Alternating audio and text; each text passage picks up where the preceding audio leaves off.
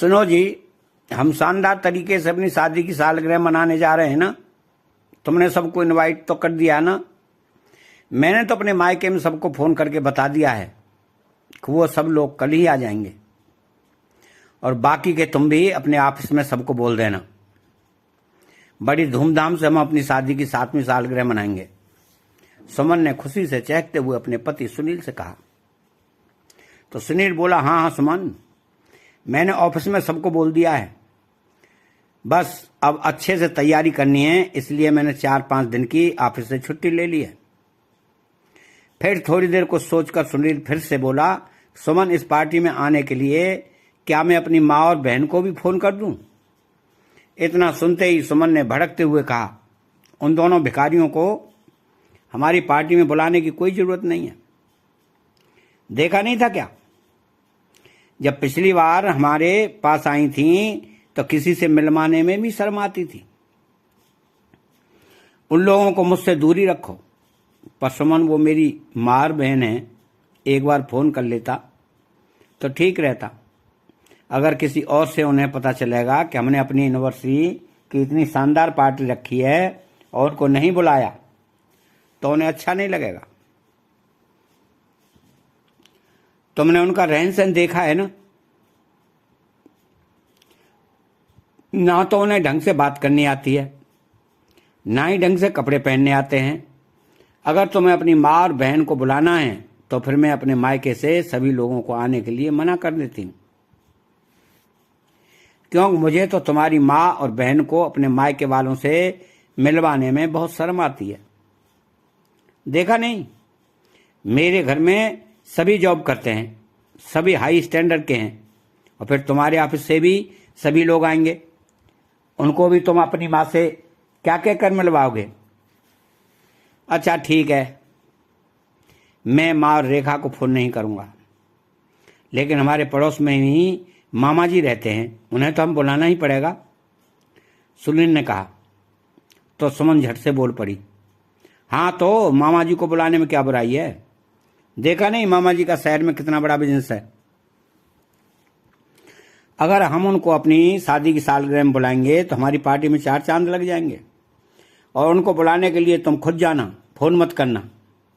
लेकिन सुमन, अगर मामा को बुलाएंगे तो माँ को हमारी पार्टी के बारे में पता चल जाएगा, उन्हें बहुत बुरा लगेगा।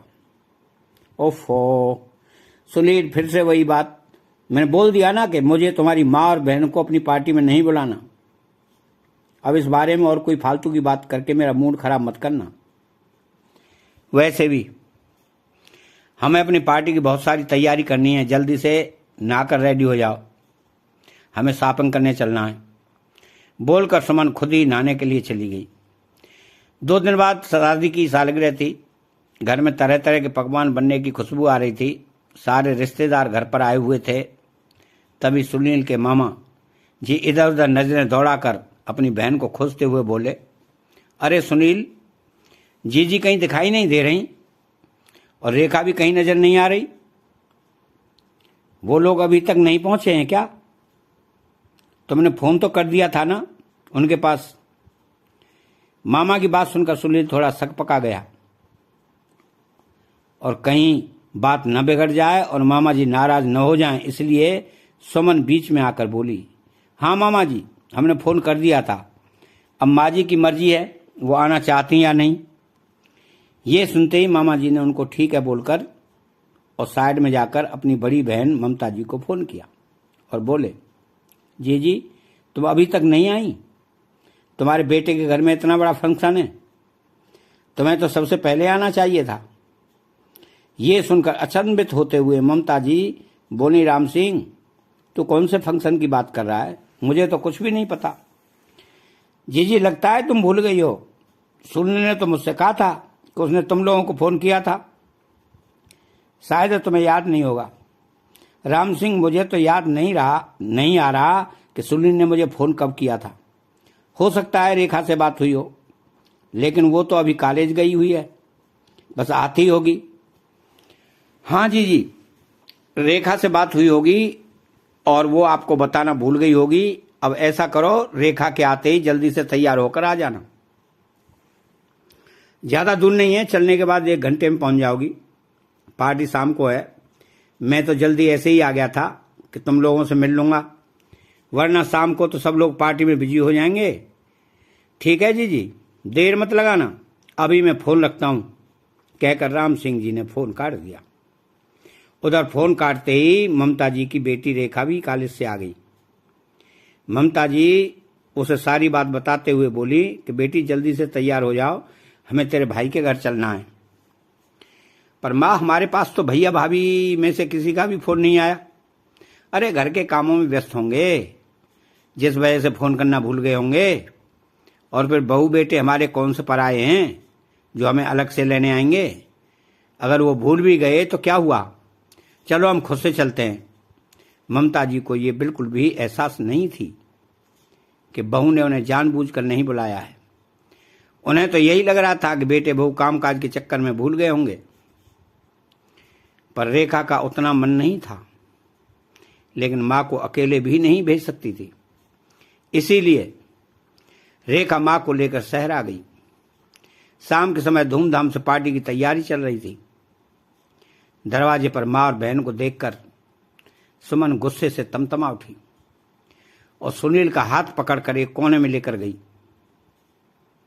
और बोली, मैंने तुम्हें माँ को फोन करने के लिए मना किया था ना, फिर भी तुमने फोन कर ही दिया। नहीं सुमन, मैंने तो माँ को फोन नहीं किया। तभी राम सिंह मामा जी बहन को देखकर खुशी से बोले, अरे जी, अगर मैं आपको फोन ना करता तो आप तो अपने बेटे बहू की पार्टी भूल ही गए होते। अच्छा हुआ मैंने फोन करके आपको याद दिला दिया, ताकि आप समय पर पहुंच गई। ओफो, तो इन्हें मामा जी ने फोन करके बुलाया है। अब तो हमें इन लोगों को वापस जाने के लिए भी नहीं कह सकते हैं। पूरी पार्टी में तुम्हारी माँ और बहनों को मुझे झेलना पड़ेगा। ममता जी ने बहू को देख लिया था, लेकिन बहू सबके सामने अपनी सास को अनदेखा करके कमरे में चली गई। ना तो वो उनके पास आई, ना ही उनका हालचाल पूछा। तभी सुनील माँ के पास आया और बोला, अच्छा हुआ माँ जो आप आ गई। घर में इतने सारे लोगों की भीड़ देखकर रेखा बोली, भैया फंक्शन तो बहुत बड़ा लग रहा है, लेकिन आपने हमें पहले से कोई खबर नहीं दी। अगर आप पहले से खबर देते तो हम कल ही आ जाते। सुनील ने रेखा की बात का कोई उत्तर नहीं दिया और अंदर चला गया। थोड़ी देर में पार्टी शुरू हो गई। सुनील और सुमन दोनों ने मिलकर केक काटा। सुमन के भैया भाभी उसके लिए एक बहुत ही सुंदर सोने की चैन बनवा कर लाए थे। चैन को देखते ही सुमन बहुत खुश हो गई।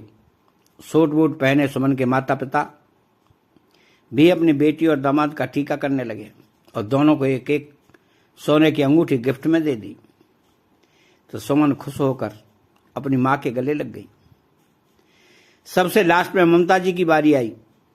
सभी इतने बड़े बड़े गिफ्ट देखकर ममता जी की हिम्मत ही नहीं हो रही थी कि वो अपने छोटे से पर्स से एक चांदी की अंगूठी निकालकर बहू को दे दे।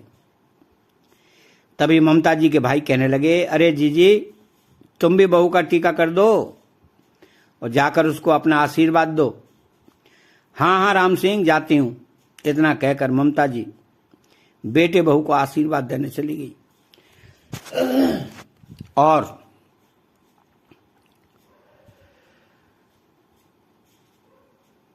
अपने छोटे से पर्स से एक चांदी की अंगूठी निकालकर शर्म के मारे चुपचाप बहू के हाथ में थमा दी।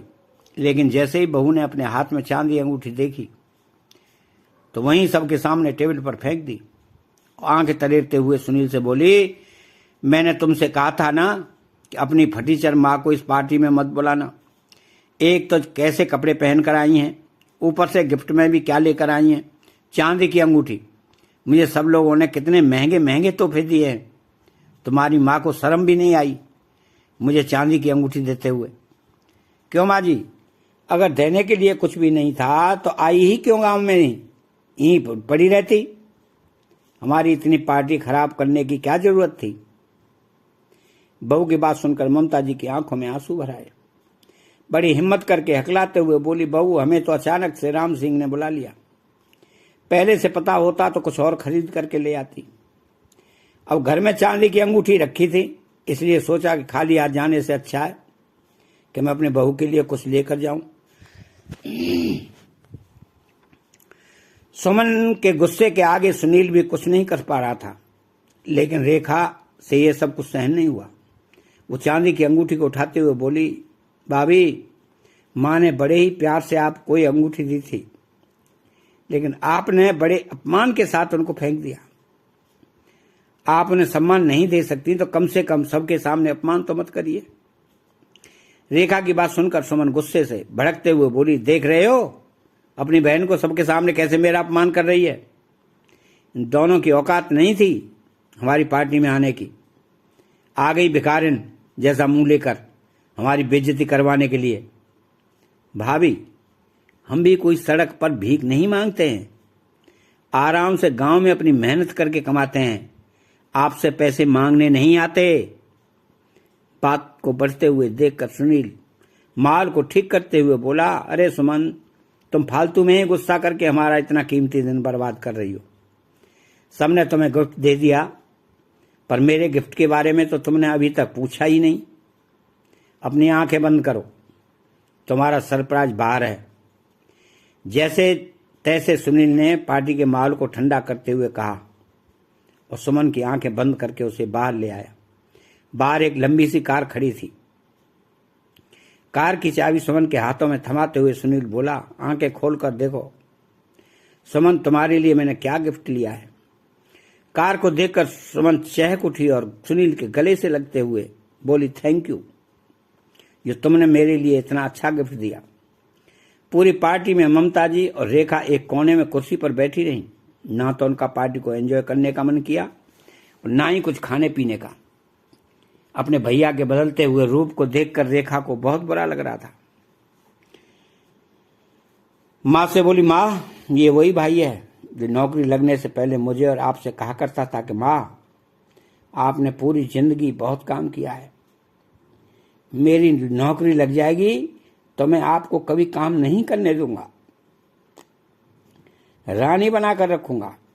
पूरी जिंदगी आपने इतने कष्ट झेले हैं, लेकिन आपका बेटा आपके सारे कष्टों को दूर कर देगा। कष्टों को दूर करने की बात तो बहुत दूर है माँ। भाभी इतना अपमान करती रही, पर फिर भी भैया कुछ नहीं बोल पाए। शादी से पहले भैया ने मुझसे भी कितने सारे वादे किए थे कि तुझे जितनी भी पढ़ाई करनी है दिल खोल कर करना। मुझे तो माँ से बड़ी कठिनाई के हालातों में पढ़ाया है, लेकिन तुझे कभी पैसों की कमी नहीं होने दूंगा। लेकिन भैया की शादी के बाद जब हमने भैया से मेरी फीस के लिए पैसे मांगे तो भैया ने मना तो नहीं किया, लेकिन पैसे भी नहीं भेजे।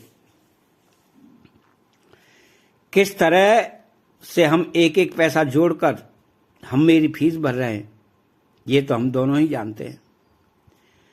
राम सिंह मामा को भी सुनील पर बड़ा गुस्सा आ रहा था, लेकिन वो पार्टी का माहौल खराब नहीं करना चाहते थे, इसलिए अभी शांत थे। सभी के जाने के बाद उन्होंने सुनील को ममता जी के पास बुलाया और कहने लगा कि सुनील, सुमन ने तुम्हारी माँ का सबके सामने इतना अपमान किया, उसके बाद भी तुमने कुछ नहीं कहा। क्या अब तुम्हें नहीं लगता कि सुमन को तुम्हारी माँ से माफी मांगनी चाहिए? तभी सुनील बोला, माँ, मुझे माफ कर दो, मैं सबके सामने सुमन से कुछ नहीं कह सका और कभी नहीं सकता। अगर मैं सुमन को उसके मायके वालों के सामने कुछ भी कहता तो कल को हमारे घर गृहस्थी की जिंदगी में कलह शुरू हो जाती। पता नहीं इस बात के लिए सुमन मुझसे कितना झगड़ती, इसीलिए मैं कुछ नहीं कर पाया, पर बुरा मुझे भी लगा है। माँ, मुझे माफ कर दो। सुनील की बात सुनकर रेखा बोली कि भैया, ऐसी भी आपकी क्या मजबूरी है, आप भाभी को कुछ भी नहीं कह सकते। माना को आपकी पत्नी है, लेकिन इसका मतलब ये तो नहीं है कि वो आपके माता पिता से कुछ भी कहेगी। अपने पेरेंट्स के लिए भी तो वो आपसे हमेशा रेस्पेक्ट की उम्मीद करती है, लेकिन आपके पेरेंट्स को वो रेस्पेक्ट नहीं देती। ये चीज आपको दिखाई नहीं देती है। क्या इस तरह से आप कभी उनके माता पिता से बात कर सकते हैं जिस तरह से भाभी आपकी माँ से बात करती है? रेखा की बात सुनकर सुनील शांत रह गया। उसके पास इस बात का कोई जवाब नहीं था। ओ भैया, अब समझ में आया लगता है कि भाभी ने ही मुझे और माँ को बुलाने से मना किया था, इसलिए आपने फोन नहीं किया। वो तो मामा जी के जिद करने पर हम दोनों आ गए, वरना नहीं आती।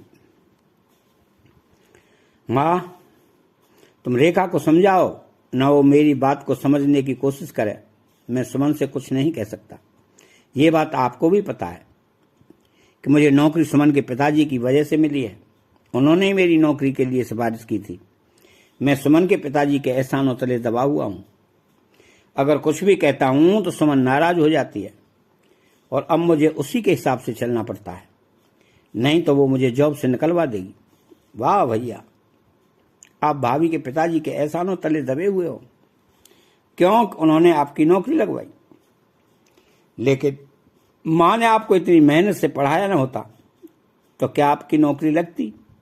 कितने अरमानों के साथ एक एक पैसा जोड़कर माँ ने आपको पढ़ाया है, तभी जाकर आप डिग्री कर पाए हो, तभी नौकरी मिली है।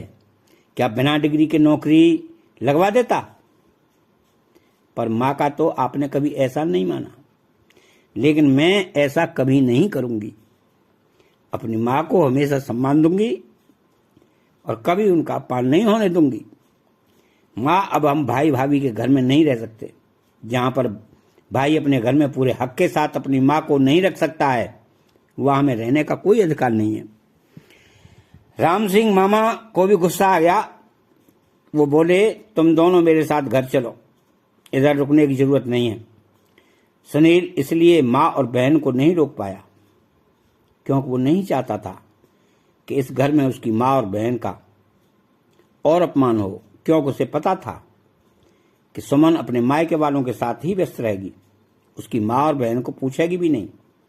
और मैं भी अगर अपनी माँ बहन के साथ ज्यादा देर तक रुका तो उसे यह भी अच्छा नहीं लगेगा। वह यह सोच ही रहा था कि तभी सुमन वहां आ गई और बोली, तुम इधर खड़े खड़े क्या कर रहे हो? घर में कितने सारे काम हैं। उधर मेरे पिताजी अपने कमरे में पानी मांग रहे हैं, उनके सोने का समय हो गया है और तुम इधर फालतू का समय बर्बाद कर रहे हो। सुनील तुरंत सुमन के पिताजी को पानी देने चला गया, जिसे देखकर ममता जी, राम सिंह जी और रेखा तीनों ही दंग रह गए। भाभी अपने माता पिता की भाई से कितनी आवभगत करवाती है, लेकिन भाई की माँ का सबके सामने अपमान करती है। भाई कुछ भी नहीं कर पाते। ममता जी का हाथ पकड़कर रेखा मामा के घर चली गई। 4 दिन बाद सुनील सुमन से बोला कि सुमन, माँ 4 दिनों से मामा जी के घर पर है, 2 दिन के लिए हम अपने पास बुला लेते हैं, नहीं तो माँ क्या सोचेगी कि बेटे बहू ने हमें पूछा तक नहीं। गुस्से से सुमन बोली, सुनील, मुझसे कोई उम्मीद मत रखना। मैं तुम्हारी माँ और बहन को खाना बनाकर नहीं खिलाऊंगी। मैं जा रही हूं अपने कमरे में, तुम्हारी माँ है, तुम ही संभालो। तो सुनील ने अपनी माँ को फोन किया और अपने पास आने के लिए कहा। तो ममता जी बोली, नहीं बेटा, हम आएंगे तो बहू को अच्छा नहीं लगेगा, हम इधर ही ठीक हैं, 1-2 दिन में गांव चली जाएंगी। तो सुनील बोला, नहीं माँ, बस 2 दिन के लिए आ जाओ, सुमन कुछ नहीं कहेगी। अब वो शांत हो गई है। रेखा ने भी बहुत मना किया, लेकिन ममता जी बेटे के मोह में अंधी थी, इसलिए खुद को रोक न पाई और रेखा को लेकर बेटे के घर पहुंच गई। माँ और बहन को देखते ही सुनील चाय बनाने के लिए रसोई में जाने लगा। तो रेखा बोली, भैया रहने दो, चाय मैं बनाती हूं। क्योंकि उसे ये बात अच्छे से समझ में आ रही थी कि भैया भाभी के डर से ही कुछ नहीं कर पा रहे हैं, वरना वो दिल के बुरे नहीं है। 3 लोग बैठकर चाय पी रहे थे, तभी रेखा बोली, भैया मुझे आगे की पढ़ाई पूरी करनी है, लेकिन माँ इतने पैसे इकट्ठे नहीं कर पाती जिससे मैं अपनी फीस भर सकूं। आपने कहा था कि नौकरी लगने के बाद मेरी पढ़ाई का खर्चा आप उठाएंगे। मुझे आगे की पढ़ाई करनी है, प्लीज भैया आप कुछ पैसों से मदद कर दिया करो। रेखा धीरे बोल, कहीं तेरी भाभी ने सुन लिया तो अभी घर में लड़ाई झगड़ा शुरू कर देगी। तभी कमरे से सुमन ने ये सारी बातें सुन ली और दंदनाती हुई कमरे से बाहर आकर बोली, आ गई तुम्हारी माँ और बहन भीख मांगने के लिए? अरे कटोरा लेकर सड़क पर बैठ जाओ, बहुत पैसे मिल जाएंगे। यहाँ कोई पैसा वैसा नहीं है, निकल जाओ मेरे घर से। तो सुनील हिम्मत करके सुमन से बोला, सुमन तुम अपनी लिमिट क्रॉस कर रही हो, इस तरह से मेरी माँ से बात नहीं कर सकती हो। सुनील, ये तुम अपनी माँ बहन के लिए मुझसे किस तरह से बात कर रहे हो? अभी अपने डैडी को फोन करती हूँ, मुझे इधर से लेकर जाएं और ध्यान रखना मेरे डैडी को।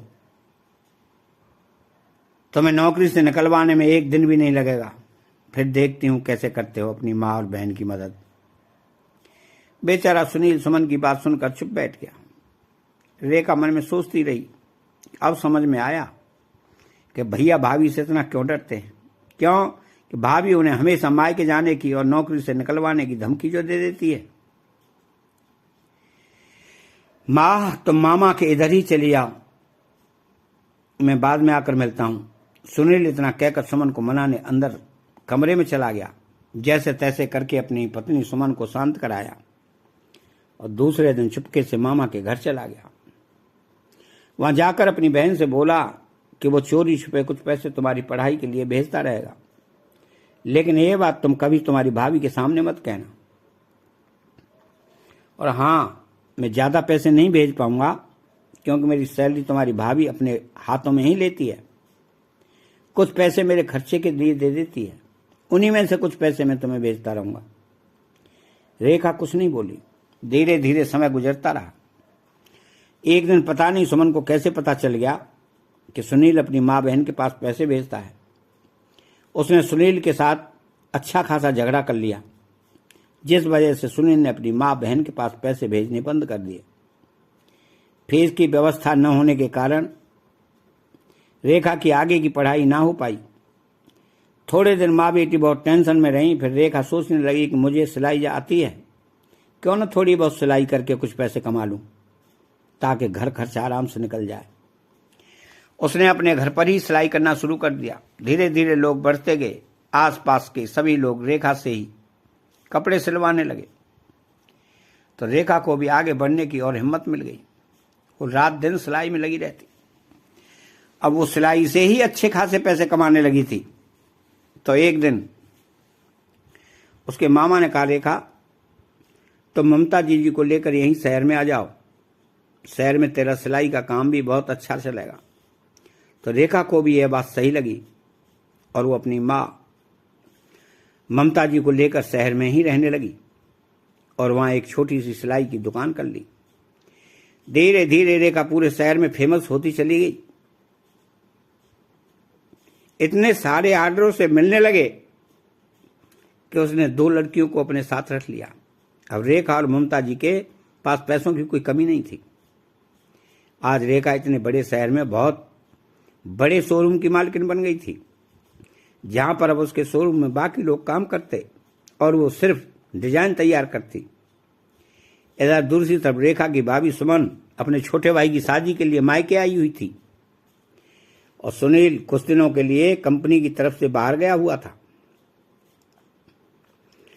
तभी एक दिन सुमन के मायके में उसकी मां ने कहा कि सुमन, हमारे शहर में ममता कलेक्शन नाम से एक बहुत ही बड़ा शोरूम खुला है, उसमें बहुत ही डिजाइनर कपड़े मिलते हैं।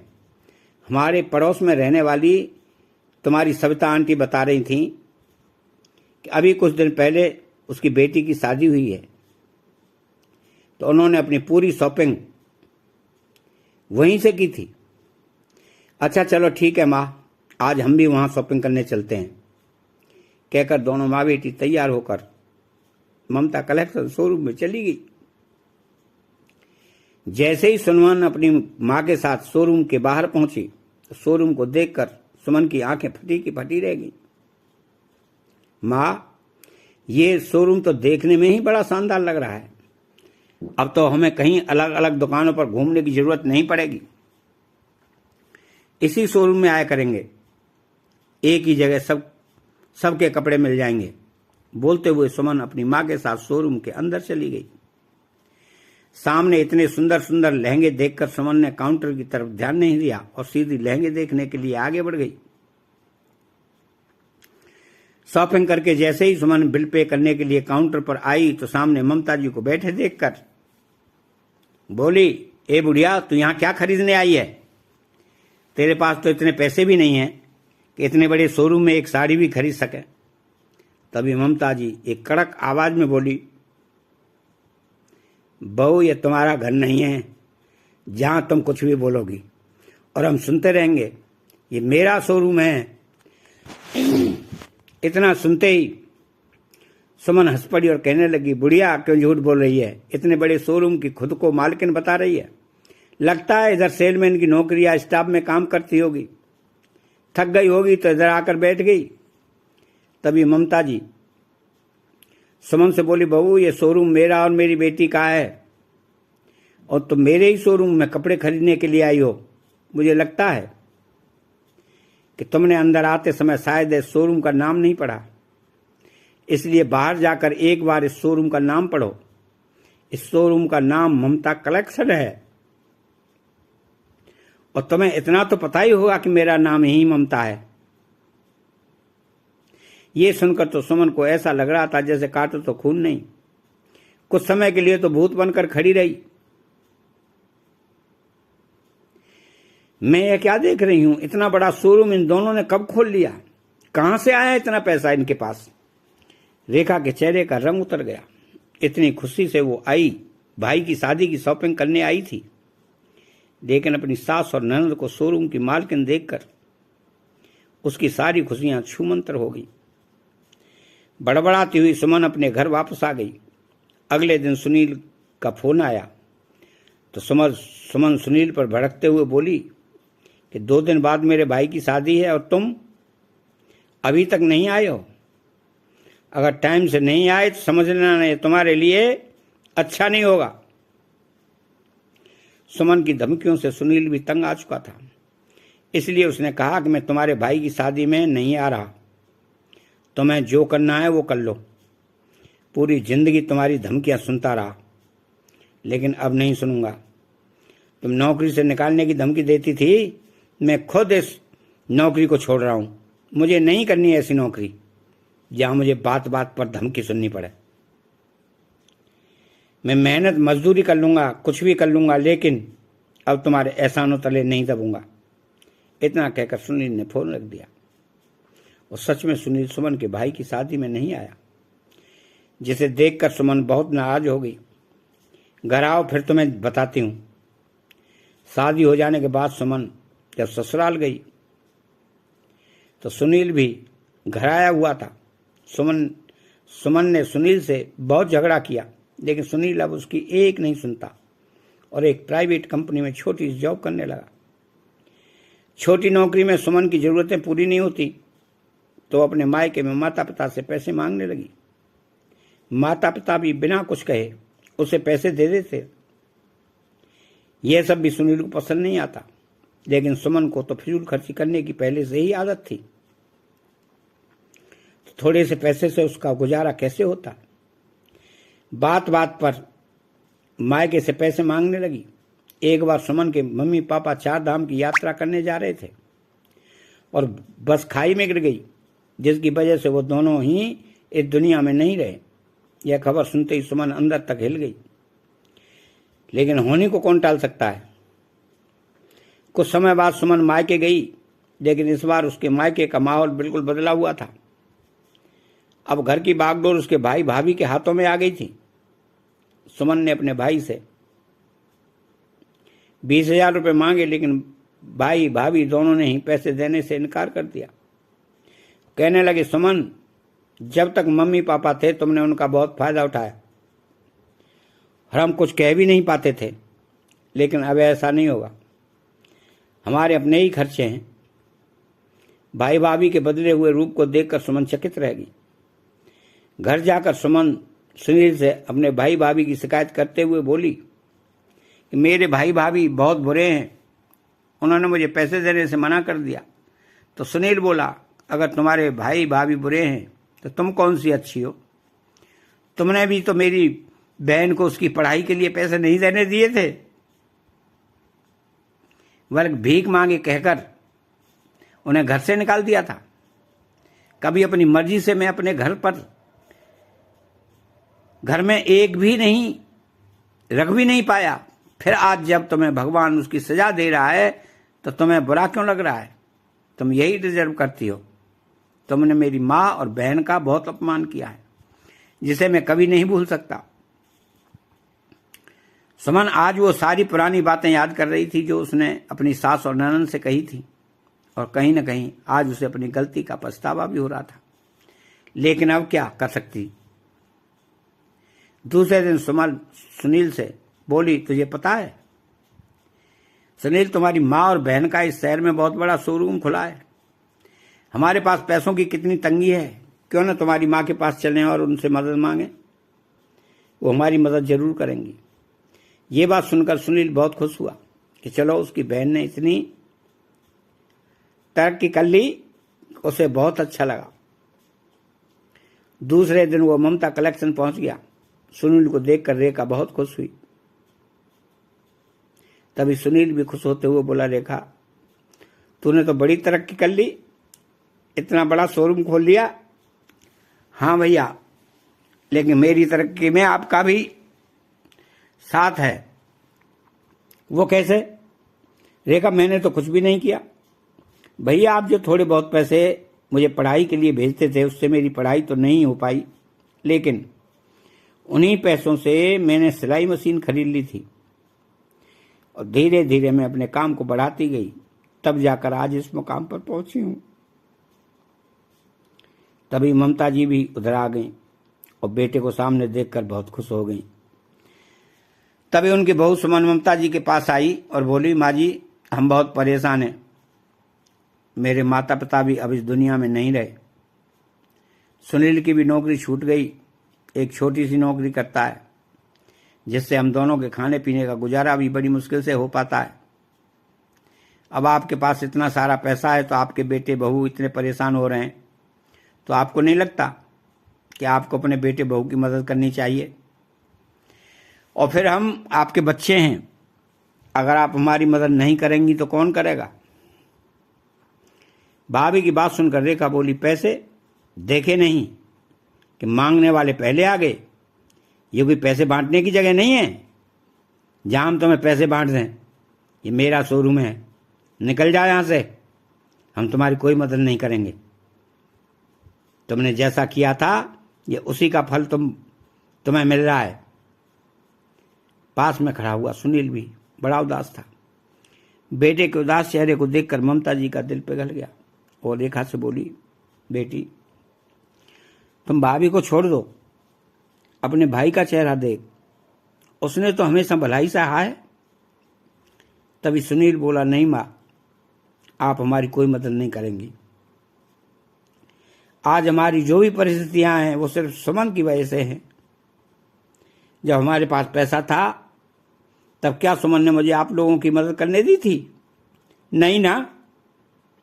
तो आप लोग अपनी मेहनत से ही यहां तक पहुंचे हैं। हमेशा इसने आप लोगों का अपमान किया है, अपने कर्मों का फल तो इसे मिलना ही चाहिए। आज हमारी जो भी परिस्थितियां हैं उसी में इसे एडजस्ट करना होगा। यही सुमन की सजा है। चलो सुमन, अब हम घर चलते हैं, कहकर सुनील उसे घर ले आया। सुनील के बदले हुए रूप को देखकर सुमन भी धीरे धीरे उसी माहौल में ढलने की कोशिश करने लगी।